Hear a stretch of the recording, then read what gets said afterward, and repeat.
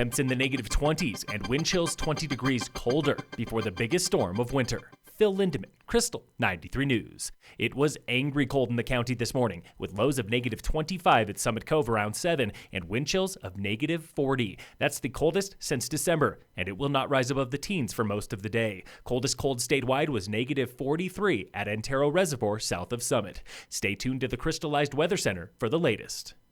2 of 4 local towns are canceling their elections this April due to low candidate interest. At last night's council meeting, Dillon officially canceled its election after just one candidate applied for one of 3 empty seats. Newcomer Stephen Milroy joins incumbents Brad Bailey and Kyle Hendricks, serving through 2024. Silverthorne will also cancel its election with exactly 3 candidates for 3 empty seats. Meanwhile, Breckenridge has 9 candidates running to fill 4 council spots and 3 for mayor, while Frisco has 5 hopefuls for 3 council seats and just 1 for mayor. Current councilman Hunter Mortensen gets the gig from outgoing mayor Gary Wilkinson. Elections are held April 7th. Breck and Frisco residents watch for your ballots next month.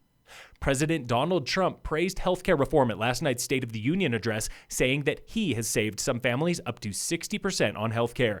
But the Washington Post could not confirm that claim, and local services like Peak Health Alliance say they led the reform. CEO Tamara Pogue-Drankstvedt in November when Peak Health butted heads with the feds. There's not a lot of counties out there like Summit County, Colorado, that's chosen to really figure out how we fix this problem locally.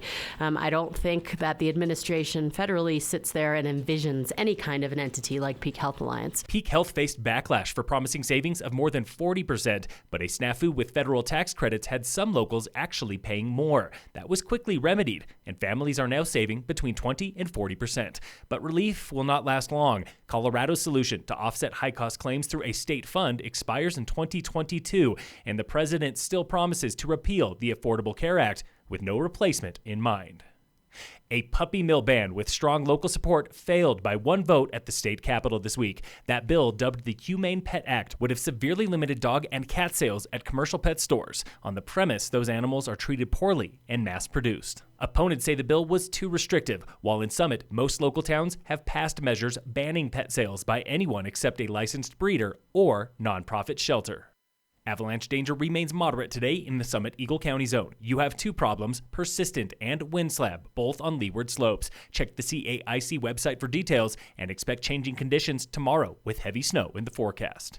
In sports, the Nuggets beat the Trailblazers last night 127-99. Tonight, the Nuggets play the Jazz at 7. Tomorrow is opening day at Dew Tour Copper with men's ski slopestyle qualifiers, women's ski halfpipe finals, and the snowboard team challenge. This year with men's and women's teams. All events are free starting 9:15 a.m., but that could change with heavy snow.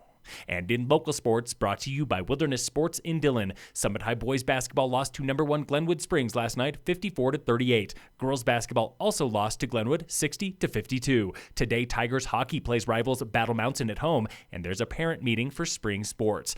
This morning was race 4 of the Frisco Up and Adam Nordic Series on a classic course. Tune in for results this afternoon. That Nordic Series is a warm-up for Saturday's main event, the 50th annual Frisco Gold Rush Nordic Races on 25K, 10K, and 5K courses for all ages. Sign up through FriscoNordic.com.